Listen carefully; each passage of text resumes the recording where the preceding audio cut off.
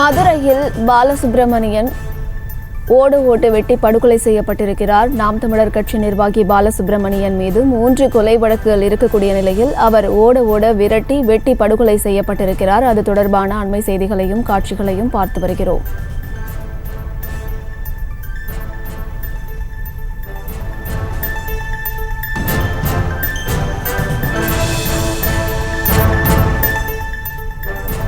இது குறித்தான மேலும் விவரங்களை கொடுப்பதற்காக செய்தியாளர் பாலமுருகன் களத்தில் இருக்கிறாரிடம் பேசலாம். வணக்கம் பாலமுருகன், கள விவரங்கள்.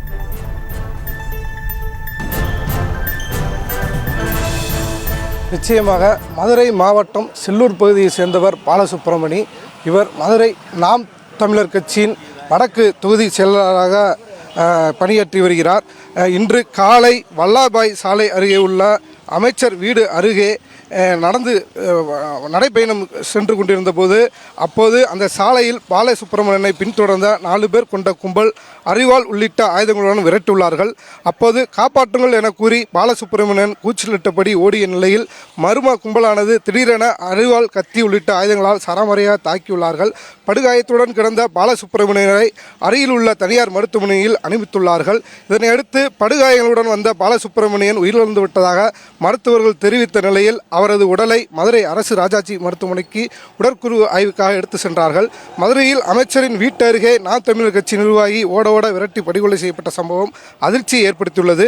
மதுரை மாநகர் தல்லாவளம் காவல் நிலையத்தில் காவல்துறையினர் பாதுகாப்பு பணியில் ஈடுபட்ட நிலையிலும், அமைச்சர் வீட்டில் முன்பாக பாதுகாப்பு பணியில் காவல்துறையினர் ஈடுபட்டிருந்த நிலையிலும் வாக்கிங் சென்ற நாம் தமிழர் கட்சியின் நிர்வாகி படுகொலை செய்யப்பட்ட சம்பவம் அதிர்ச்சியை ஏற்படுத்தியுள்ளது. இந்த நிலையில் இது தொடர்பாக தல்லாவளம் காவல்துறையினர் கொலை வழக்கு பதிவு செய்து மர்ம கும்பலை தீவிரமாக தேடி வருகிறார்கள். தொடர்ச்சியாக அந்த பகுதியில் உள்ள CCTV காட்சிகளையும் அடிப்படையில் குற்றவாளிகள் குறித்து காவல்துறையினர் விசாரணை நடத்தி வருகிறார்கள். படுகொலை செய்யப்பட்ட பாலசுப்ரமணியன் மீது சில குற்ற வழக்குகள் நிலுவையில் உள்ளதாக காவல்துறை தரப்பில் தகவல் தெரிவித்துள்ளார்கள்.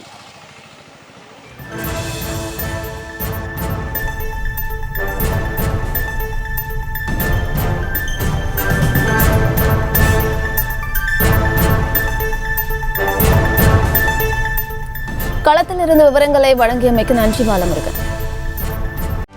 செய்திகளை உடனுக்குடனும் துல்லியமாகவும் தெரிந்து கொள்ள சப்ஸ்கிரைப் பண்ணுங்க.